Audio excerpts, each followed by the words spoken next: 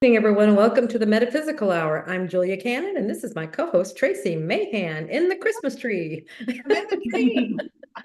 I feel like the little people, like what do they call those in the fairy elements?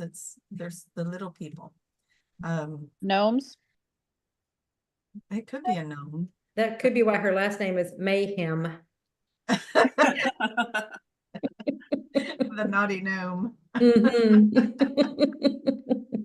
I love it. Diane gave her that. Well, I didn't. Yeah, I can't claim that. I feel like I want to bat at this thing. Like one of your cats. I know. I feel like I'm waiting for you to hit it with your head, and then it goes ding, ding. nice. All right, shall we introduce our most amazing, beautiful guest? Absolutely. Yes. Tracie, I mean, this is your Tracie's discovery. I feel bad for us. She's we been have promised far before me, but that's okay. I'm the one that coaxed her to come on the show. Right. You might rethink yes, this next absolutely. time, Mary Jo, right? Yeah. You discovered her, and this is so wonderful. And Tiffany and I both had readings with you since then, so it's been fantastic. We're so excited. I'll just go ahead and introduce you, and then I'll let Tracie kind of give a little background maybe on how you found her or what's going on there or something. So great discovery. Anyway, this is we always like to we're always talking energies and different things that we know about astrology and what are the different influences on us. And Mary Jo is an astrologer, but a different kind of karmic astrologer, and that's really cool. So it's a different direction. I mean, we all know about karma. We all know that other things are influencing us here. So this is really cool to see it. It's actually in your stars, guys, and in your influences. So, but Mary Jo Wevers, just so excited to have you here. Thank you. Oh, thank you. I've been looking forward to spending the time with both of you because you're both so much fun, and it's nice to be able to have some conversations with you about these sorts of things. Yeah, we were waiting, kind of wondering if we're going to end up seeing similarities in our charts because we do seem to be a lot alike. It's like, hey, I think that was in my chart too. But yeah, so Mary Jo and I, we do psychic fairs together in Salem, Oregon, is where we get to find each other about once every 3 months. They do a psychic fair there. And we were in the room together alone this time. It was a big room that they usually stick a lot of readers in there, and it was just the two of us. And so we started plotting and decided to do a little trade and spend a little more time together. And it was so much fun. Yeah. And she's sitting there telling me about who I am, and I'm like, I almost yep, that's me. Yep, do that. Yep, that's how I feel. And so there's so much to it that, it was just so confirming and helped me to understand certain things in my path and how to navigate that a little differently if I want to, and choices and information that was just golden. So then of course I had to introduce her to my people. Yeah. So then came along Julia and Tiffany and possibly some others. I did share it with some other people too. So yeah. Well, I'm always looking for insight more. It's like, what else can I know? And it's just so always interesting when you're talking about, well, these, and I couldn't even repeat there was so much information there, but it was just so funny that, okay, well, this is what you came in this life to do. And it's exactly what I'm doing. And I'm like, oh my gosh, that's always like, how did they know that? Duh. So, that's amazing. You probably get that reaction a lot though, don't you, Mary Jo? Well, it depends because not everybody is doing, we'll say doing their chart, maybe in the way that might be, the most productive or the most graceful or the easiest. However, usually once we get through difficult phases of life early on, we do start aligning in different ways. And for me, I'm seeing potential and possibilities in the chart, but it's not until I sit down with someone like you and you start sharing with me what's going on, and we look at these cycles within your lifetime, things that happen, different events, that the chart starts becoming alive. And And so I really enjoy being able to see that. Yeah. Well, a point that was interesting was when I was talking with Tiffany after she had hers and we were talking about it, and I was like, when I was her age, if I would have heard that report, what you said, it wouldn't have resonated with me because I wasn't doing this yet. I wasn't in this line. And so it's like, it's interesting. Yeah, now I'm completely in it, but at that point I wasn't. But it's a way to see, okay, this is what's ahead for you. But it'd be interesting because if I would have heard it back then, it would have been foreign language to me probably. Right, right. And we can only understand something that feels common to us or that we've heard in a similar way so we can make that connection. I totally get that. I mean, I came into astrology very late in life, and I kept it at arm's length when it would pop up from time to time. But it was actually an astrological timing in my chart where I just couldn't push it aside anymore and just dove right into it, and boom, Wow. there it was. So yeah. Yeah, that's a big deal. And That's you know, really, so it's showing you it's there. I mean, there are Yeah. points that you can't ignore. So it's like this will happen, just it's in your chart. It's going to go this way. So right. Yeah. You created that, Mhm. it's like our map, right? So Right. And I think too, astrology is about cycles within cycles of time. And there's sort of this spiral movement of the planets that come around. And if we don't get it the first time, oftentimes it'll come back around again. And so it's not cast in stone. I mean, we're beings having free choice. And so it eventually, I suppose I was going to become an astrologer. It just took a while, or perhaps I was doing other things that were in my chart. So Right. yeah, there is that flexibility. It's not cast in stone by any means. and I love that you said that because a lot of people will think, well, it's in my chart, so then it must mean that that's the way it is. That Right. kind that kind of goes along with, we say, you come in with a plan, which is this, like you're saying, that can be that plan. And they're saying, yeah, I can't move, I can't deviate, I can't do anything. And that's not, it's a blueprint is the way I look at it. Yeah. Although your blueprint has a lot of details. Yeah, well, and also, we, for example, we have all the planets in our chart. We have all the signs of the zodiac in our chart, but each one of those has a whole range of expression because they're archetypal forces. And so, people come in and say, well, I'm a sun sign Pisces, so I'm supposed to be escapist or I'm supposed to be highly creative. And so it's about broadening our understanding of what that archetype is, because the archetype is so full of a different range of expressions and then also different levels of expression. I mean, sometimes we can express the energy in our chart in ways that we might, I don't want to use the word negative, but maybe, a lower vibrational expression of it that can be more problematic or keep us uncomfortable or in suffering in life. Or we could express it in ways that are a little bit more positive, more productive, that make us feel more alive. And, we have more confidence with what we're doing with our lives. So it's also a matter of learning to discern for each of those archetypal forces and the signs. How can I use it in the highest and the best way to serve my soul's growth or to create some healing in my life or whatever it is we're trying to accomplish. Well, I was just thinking, you said a while ago that the planets they come back around. So that's almost sound like, so maybe that's like the different times. That's okay. I did it this way this time. Now I'm gonna do it this way.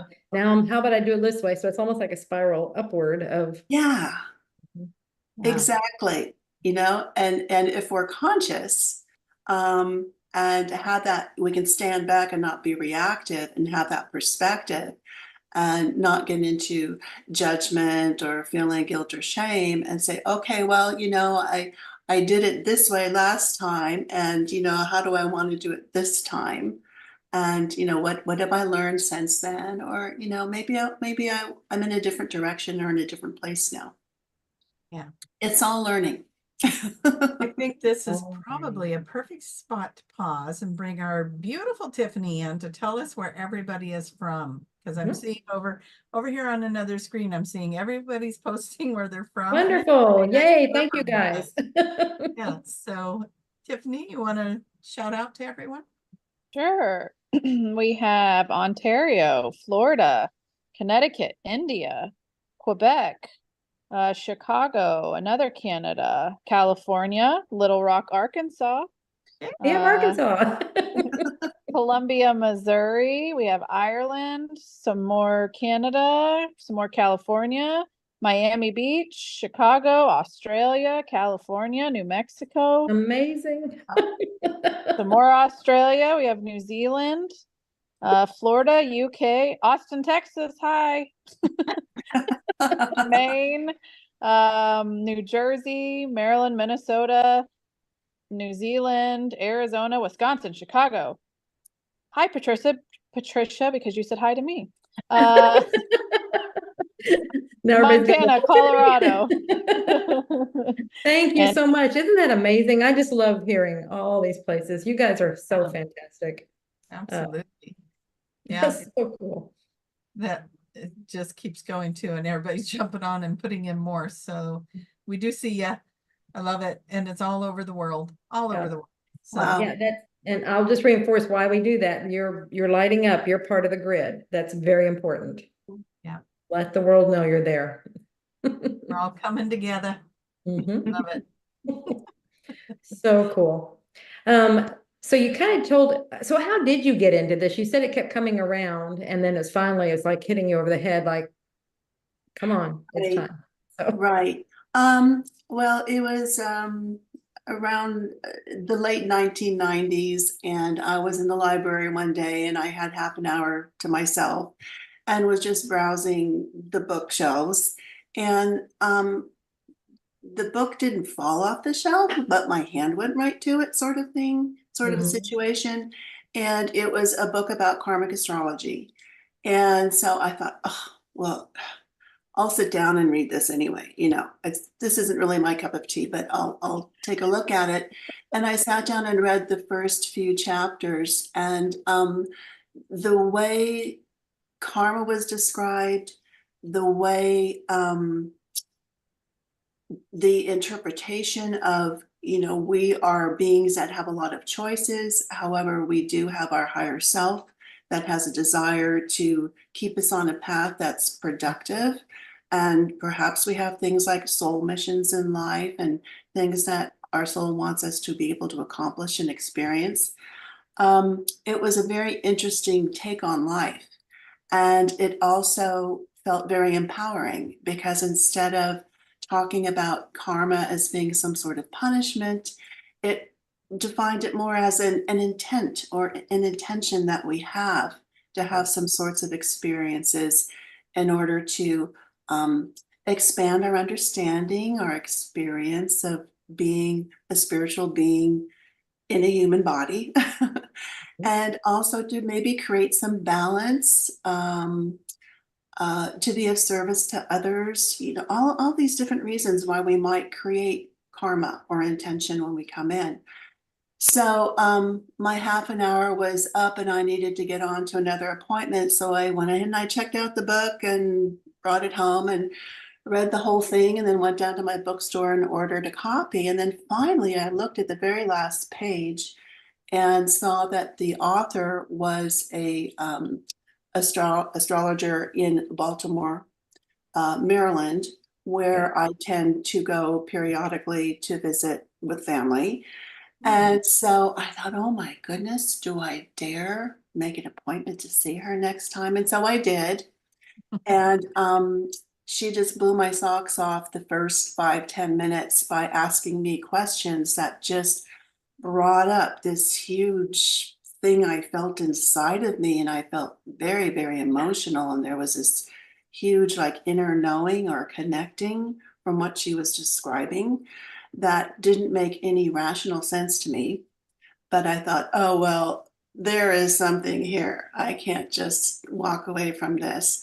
So long story short, I became one of her students and went through the 3-year training as a karmic astrologer. Her name was Linda Brady, and she has since passed on.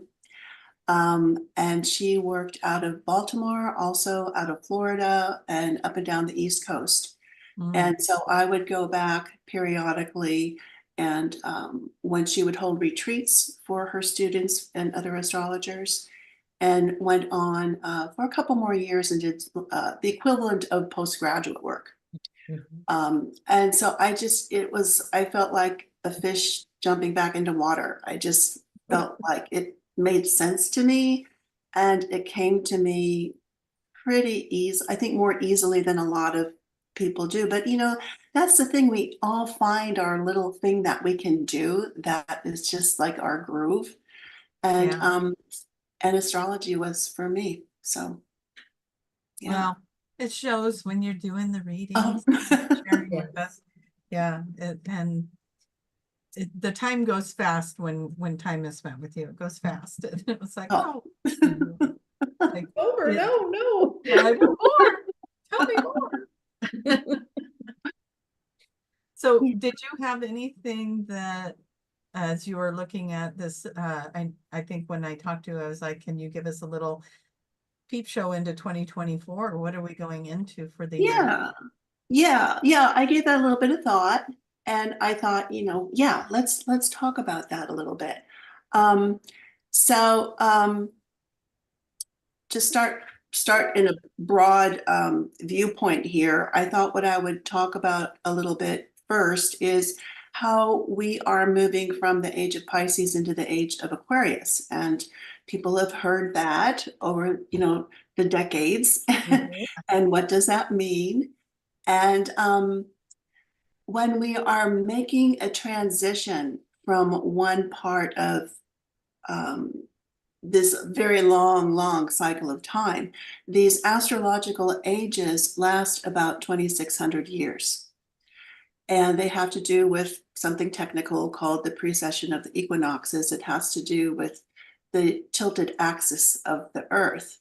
But basically, these are long periods of time that are marked by particularly strong themes. And so what's been going on for us over the last few decades, and it will continue into the future for a few more decades, is we're transitioning from the age of Pisces into the age of Aquarius. And like I mentioned, it taking a period of perhaps decades, when a planet, or especially a whole age, astrological age, is making a change, it's not like a light switch gets flipped. We don't wake up one morning and all of a sudden we're in a different place, a different world. You're going to disappoint so many people. What? Yeah. Well, something as big as moving from one transitional age into the next, if you can imagine, that's a really big step in the evolution of humanity and in our consciousness. So it takes the work of all of these different planets we have in our solar system that represent archetypal forces that are working in various ways for us and on us to help us gradually take these baby steps as we're making this transition. So I thought I'd talk about some of those planets and some of those transitional baby steps that we're taking. Yeah. And the first one that I think is very noteworthy is the planet Pluto, that has been in the sign of Capricorn for the last 18 or so years. And it's in the process of getting ready to move into the sign of Aquarius. That's this new age that we're moving into. And the planet Pluto is the archetypal force of deep transformation and evolution for all of humanity, as well as individually in our charts and the way we work with it in our lives. And so what its purpose is it plumbs the depths of whatever it's focused on to find the hidden things, the mysterious things, the things that are perhaps corrupt or no longer working, are toxic, are dying. We talk about our shadow side. It's the shadow material, whether it's in individuals or in institutions, what have you.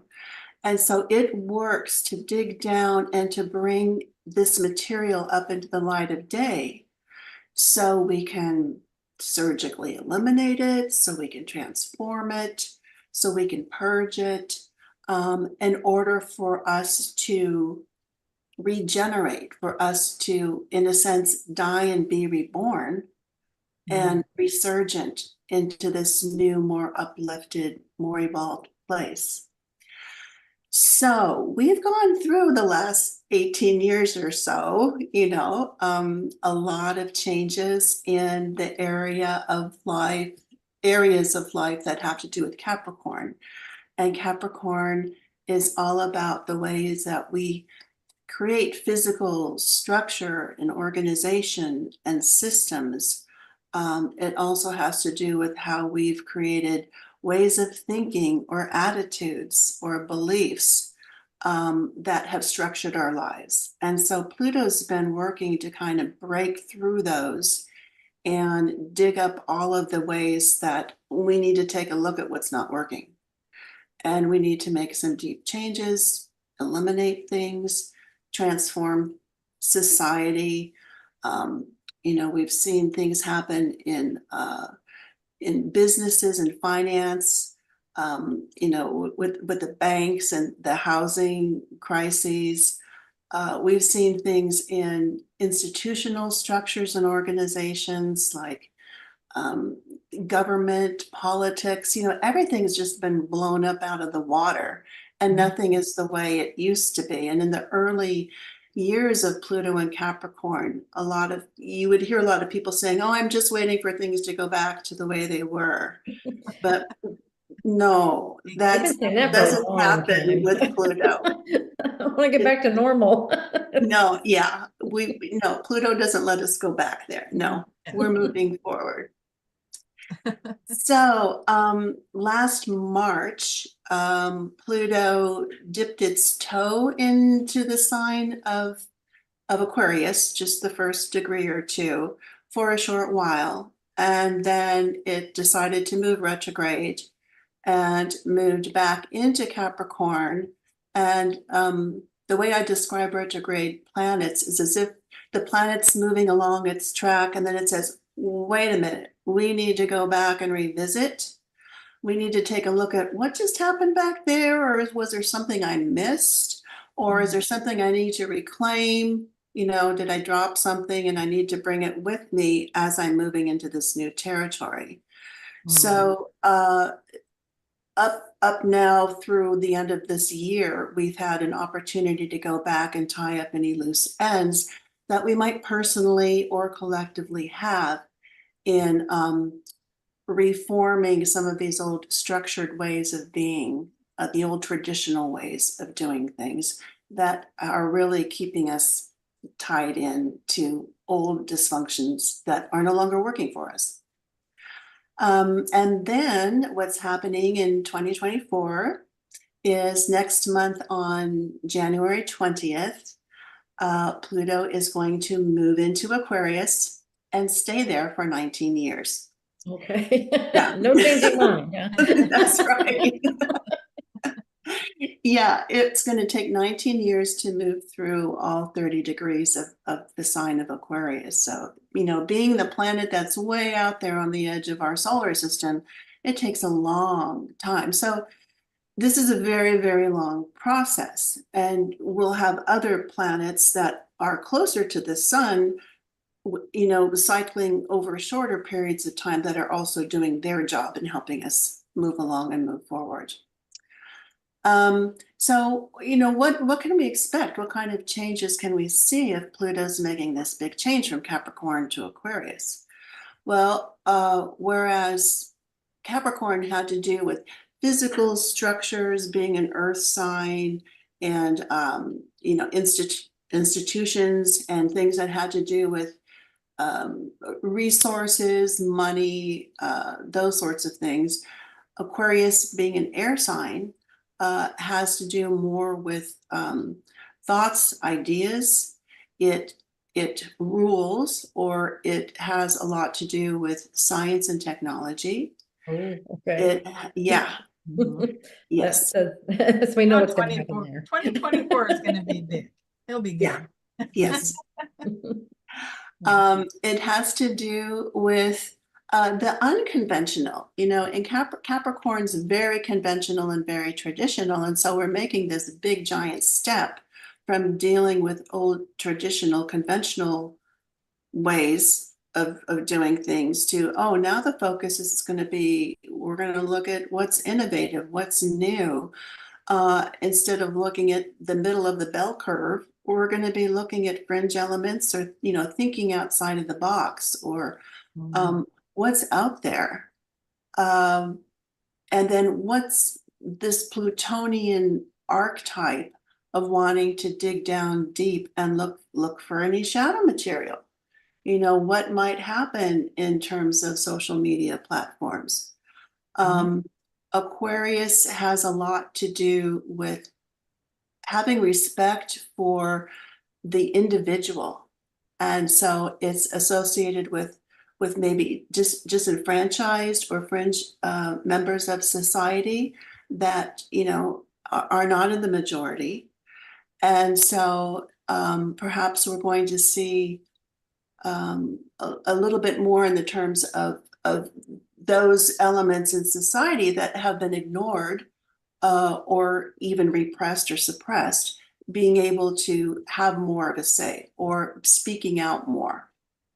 Another thing that astrologers do when we try to think about what is it going to be like with this planet moving into Aquarius is we like to look back in time and say, well, what happened the last time when Pluto was in Aquarius? Okay. And so that was around in the 1770s.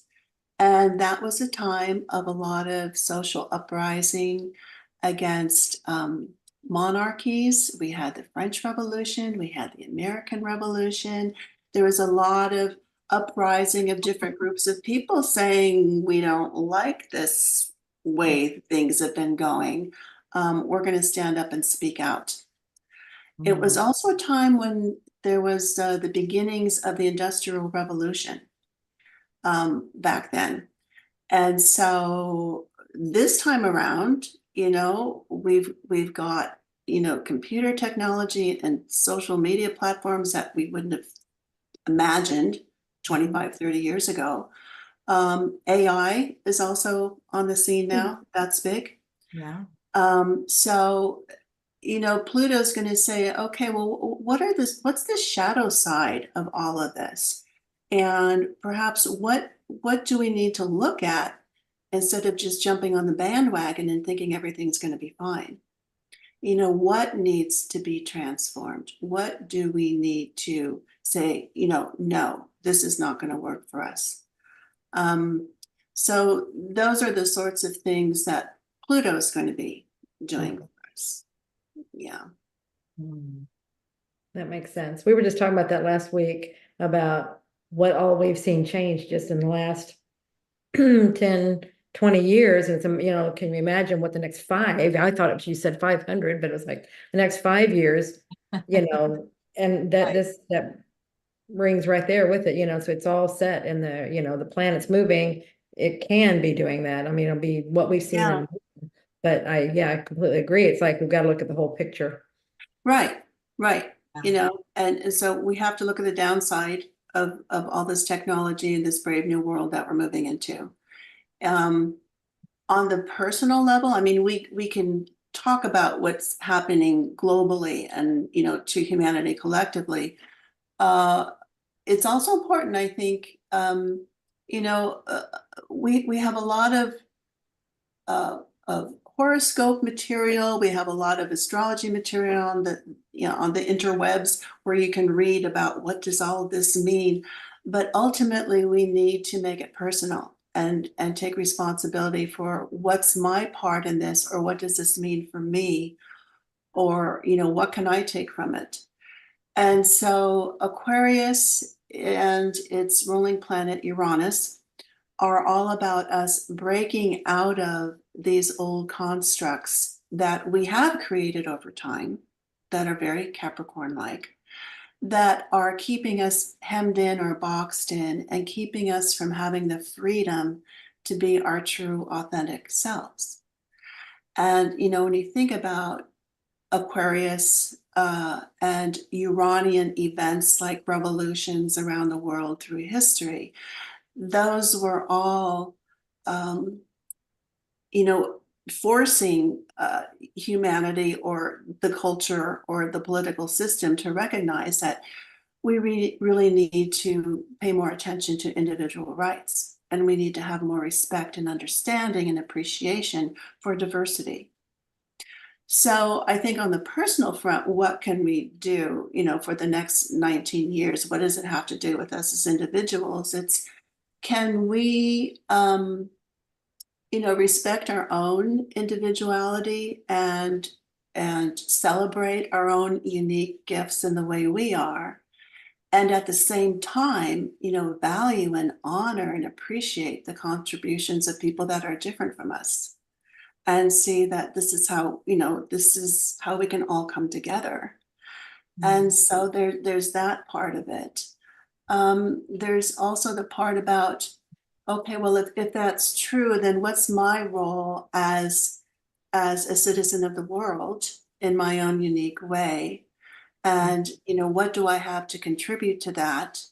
How can I interact within my community, my small community, or a wider global community, and make a contribution and help with the movement of humanity in more progressive ways, that help uplift everything. So, to do our own work about being authentic and celebrating that, supporting others for their right to be able to do that.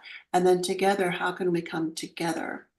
Aquarius is about group relationships. So it'll be a good time for us to think about, who's my tribe?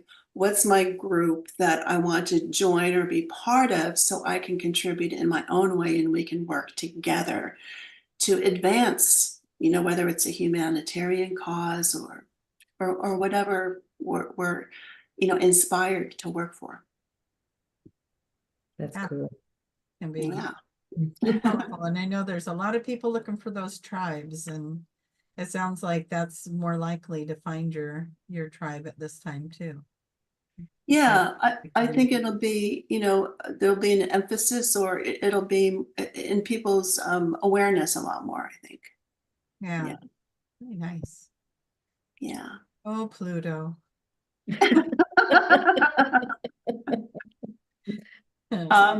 Now another planet that I might talk about, because if we're talking about Aquarius, I mentioned Uranus, we need to talk about Aquarius's ruling planet that's very instrumental in moving us into this age of Aquarius.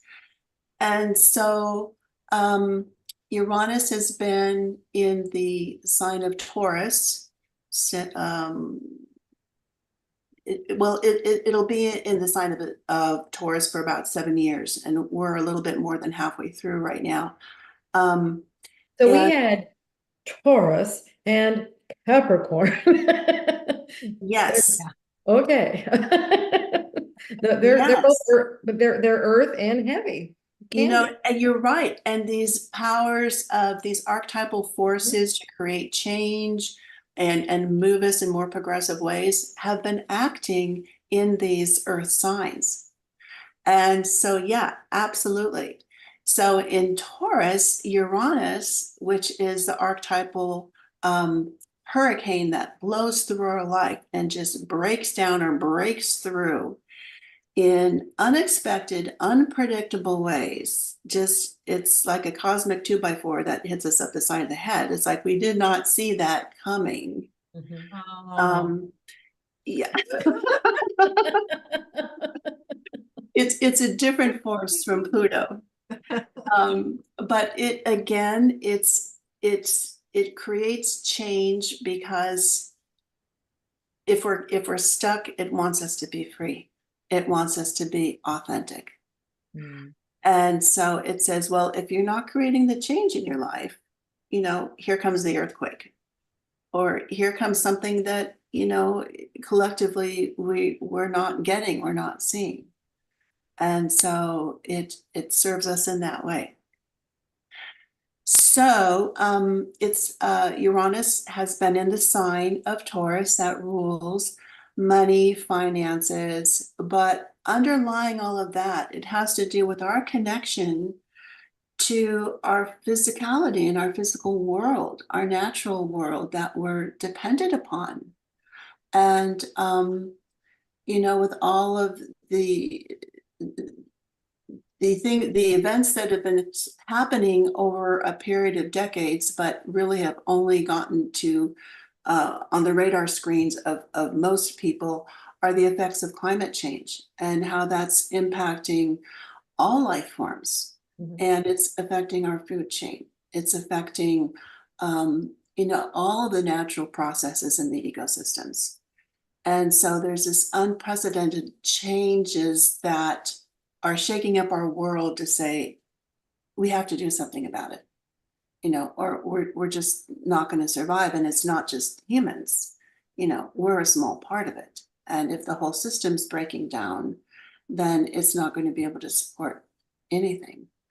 Although people might, if you read the astrology articles online or in books, they'll talk about, well, there's going to be unexpected changes and technological advances in monetary systems. So yeah, we had Bitcoin and we had a lot of e-commerce and different things that are within the realm of Taurus that have been creating change, that have been using technology and scientific breakthroughs and innovation. There will probably be, more of that continuing.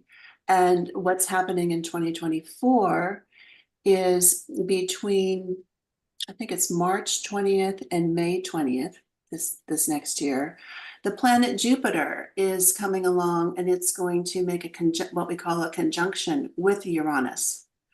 And when we have two planets that come together, the way we talk about that in astrology is they're merging their forces and they're helping to strengthen and accentuate each other's forces. And Jupiter is the archetypal force that uplifts and expands and makes everything bigger. And it does that because it helps us connect to the greater world and to feel a part of something greater than just our individual selves. But it also has to do with excess, too much of a good thing. And so when it's fusing with Uranus, we might see an intensification of upsetting, unpredictable change. It could also be interpreted in a more benevolent way. Jupiter is also the sign of, it is the archetypal force of grace and opportunity and the universe bestowing upon us gifts. And so it could be I that, like that one. we'll go with that Yeah, one. I like that one. There'll be a I like survey we can take later to let Yeah. the universe know which one we want. Please check this box. Yeah. Mhm. Yeah. Yeah. So, it might create more opportunities for technological breakthroughs that could be used to solve some of these environmental problems that we have, or solve some of the problems we have with food scarcity. Mhm. or technology in the health field. The possibilities. I mean, I love reading articles about somebody that figures out another way to clean waterways or areas of the ocean of plastics, those sorts of things. So that's coming up, and that's also part of this transition we're making into the Age of Aquarius. Yes, start Yeah. using the noggin. Mhm. Yeah, Yes. I love that. All right. I don't know if you have more to tell us, but I want to check in with Tiffany to see if the audience has any questions for you. Is that okay? Sure. Yeah. Look at the brave one. She said yes. Mm-hmm. Is there any questions that the audience has right now? There was only one earlier, and they asked, do you think that this is the time that people are going to have a massive awakening? That's hard to predict. I mean, I'm sure that there are people out there definitely that are tuned in, and depending on, the astrology of their chart and their conscious decisions to try to think more broadly, and communally. Absolutely, the potential is there. Whether Yeah, I we was take gonna say the Yeah. way it sounds, the astrology can support that if the free will of the person is Mhm. on board with it. Yes, absolutely. And Yeah. like you said, their chart, but that is a good question, because everybody's looking for this mass awakening or this flash and everybody's awake. And Yeah. I know Julia and I talk about this a lot, where it's like, don't assume somebody's not awake just because they're not where you're at, is what I Right. tell them. Oh, Yeah, and it's all a very personal journey. Everybody's having their own awakening, or their own journey to whatever it is. And like you said, we can't assume. We can never assume where somebody is on their path. absolutely. And where they are is probably perfect. Mhm. It's just from our perspective or the way that we're looking at something, we don't see it that way. So, Yeah, because we're um, having a different experience. We're like, mm. come over here. Yeah. Yeah. Yeah. And so that is a good question. It looks like there might be another one that popped up there, so I'm just gonna check in with Tiffany again before we. Yeah. Are there any similarities between Age of Aquarius and 5D or New Earth? Love from Sweden. Oh, Oh, wow. I don't know. I'm not familiar. I'm not familiar with those things, but I'd be very curious to hear what they had to say about I'm that. gonna say, I mean, just from the way you're talking and describing this shift that we're going into, it's very similar to the conversations and the books and that Dolores wrote about shifting into a new earth and that new way of thinking, being, interacting. Yeah. It's in alignment. So I would yeah. say the answer is yes. It's very It's like we're right comparable. on track, even though we Oh, think it's all just spontaneous and we're just, whatever. But see, this is, it's been foreseen for for a long time, and this is why. wow. Because we Yeah. chose to be here on So the roller coaster of the event. It's kind of fun, Mary Jo, to have you not know or be familiar with Dolores's predictions on this stuff or the Yes. information she was getting in sessions on this stuff. And here you are talking about it. Mhm. And we can sit here and go, yeah, this sounds like the same thing. Yeah. So Yes. how brilliant. It's in our astrology, it's in our experiences, it's in our free will and choices, it's everywhere. So that was really cool to have that question come through. That Yes. is wonderful. That is so cool when we see these overlaps between different modalities and different ways of looking at things and the knowledge there. Yeah. It's very cool. Very confirming that we are on track. Trust it, you guys. Keep doing what you're doing. Exactly. I think that's the biggest message. Just trust. Just trust. You're okay. You're on track. Yeah. And these, they just help you to know it. I mean, like you said, though, if you're on it in one way or another. I mean, I don't know how we can avoid it. I mean, it's our path. It's what we chose, and it's where we are. It's just we may not be doing it in the most high vibrational way, you know, maybe choosing different ways to experience it, but you know, we probably have moved through them in different patterns. If we see patterns in our life, that may be some of these where we're doing them over and over again to have the different experiences. Right, right. Yeah. Yeah. And I know sometimes I have to stop and look at my belief systems or a judgment I might be making. It's like, okay, does a spiral always have to go up? You know, sort of thing. You know, maybe it was the intent, That you it- know, in this learning lab that is this planet or this dimension or density that we want to experience this over here for a while, just to have that experience. I don't know. I don't know. Because we learn a lot from Yeah. all of it. So Yes. yeah, absolutely. Yeah.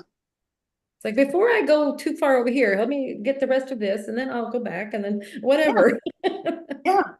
Yeah. Makes sense. So we are the age of Aquarius, as they, you know, as they say in the song.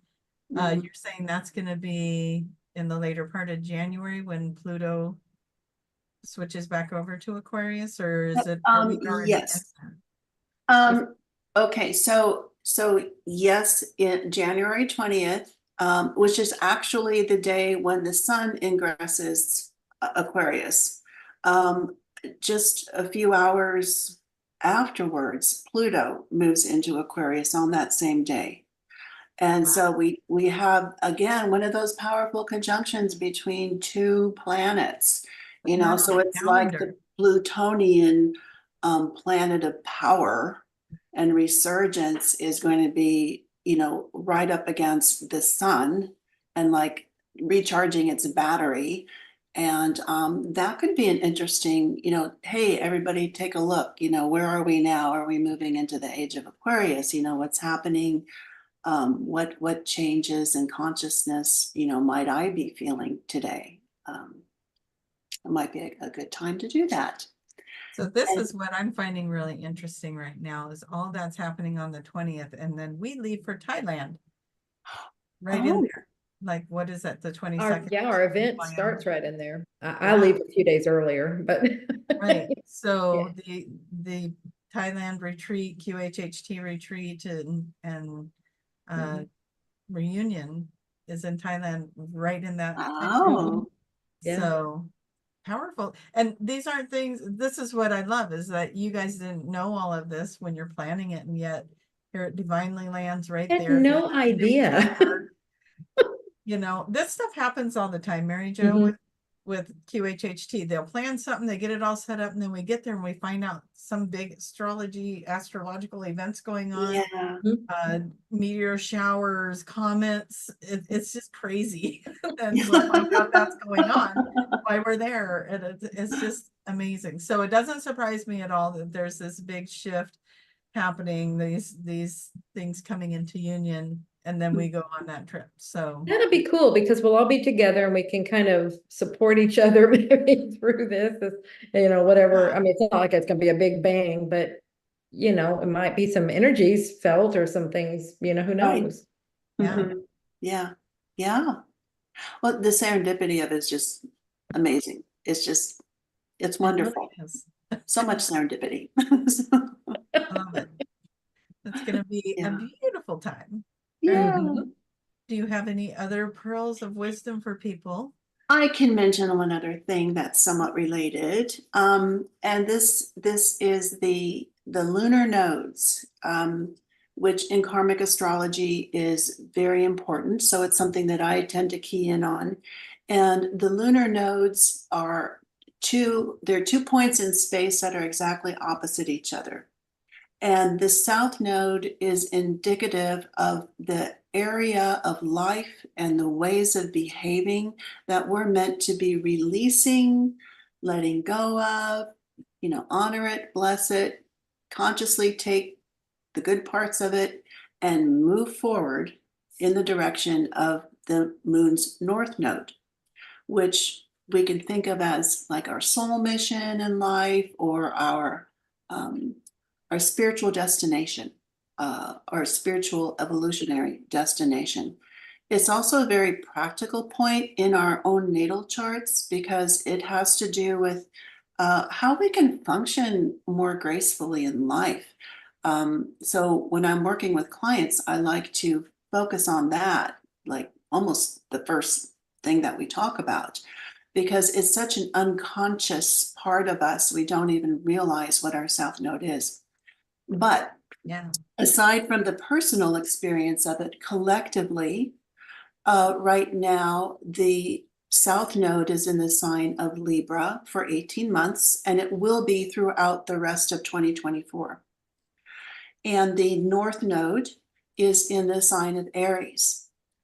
And so Aries is very supportive of all of this change for moving forward in more authentic ways. Aries is the fire sign that has to do with us being courageous individuals, that, you know, it's the I am principle. Here I am in life, and I'm going to move forward, and I'm going to take action. And I have this pioneering spirit. I love new beginnings, so change sounds good to me, you know, that sort of thing. Horrible on follow through. Yeah, well, that's another whole issue. On winding it up and finishing it. Right, right. Yeah. But for right now, all of us collectively can do a little bit of thoughtful analysis of where do I need to let go of perhaps this Libra tendency to put other people's needs ahead of mine at my own expense. Or perhaps I'm fearful of speaking up about my wants and needs because I don't like anger or conflict, and I don't want to make anybody unhappy. Do we have those tendencies, you know, on this teeter-totter that we can think of with having Aries on one side and Libra on the other? This is a time for us and throughout the rest of 2024 to think about, where am I on that continuum, you know, and where can I move into that middle point, that fulcrum where I can be more balanced? How do I show up in my relationships?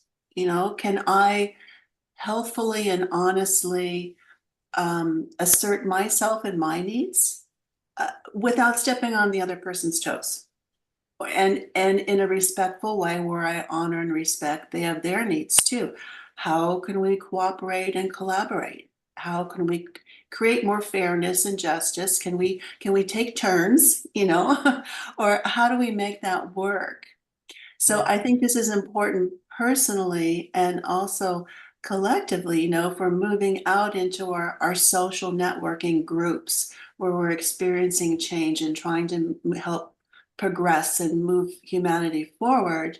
It's, what's my role in it? And can I be authentic for myself and my own, you know, courageous individual self, and at the same time be able to cooperate and collaborate? So that's something I think we need to be mindful of this next year.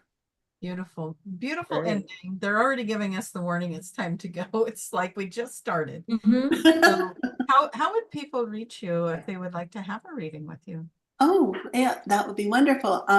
They can come to my website, which is Mary Jo Wevers, all one word, and I will spell it for you. It's MaryJoWevers.com. And so, yes, The and big.com. the big.com. So on my website, I also have a blog. You can read articles. You can contact me through that. You can read a little bit about the services I provide. Thank you so much. That was Yes, this has been so wonderful. Thank you. Well, before we go, can you, a parting message? What would you like to sum everything up? Just very quickly, message. Yes, I have a little quotation here that I love. And this is from Karen Bishop in her book, Staying in Alignment. When we know and are aware of the planetary movements and conditions and integrate them into our lifestyles, we can then be in alignment with the energies that they bring to support us. Amen to that. Yes, Yeah. yes, so It's wonderful. a game changer, that is for sure. Yeah. Mhm. All Thank right. you so much, Mary Jo. Thank you for being. Oh, thank you, Julia and Tracy. This has been so much fun. I've loved spending the time with you. We'll have to Great. call on you again. Yeah. And thank you everyone for being here, and thank you, Tiffany, for Please. helping us. Yeah. Bye, I love you everybody. all and see you next Yeah. time. Bye-bye. Merry Christmas. We'll be back before Christmas, though. Yeah. Yeah, Okay. we'll be back.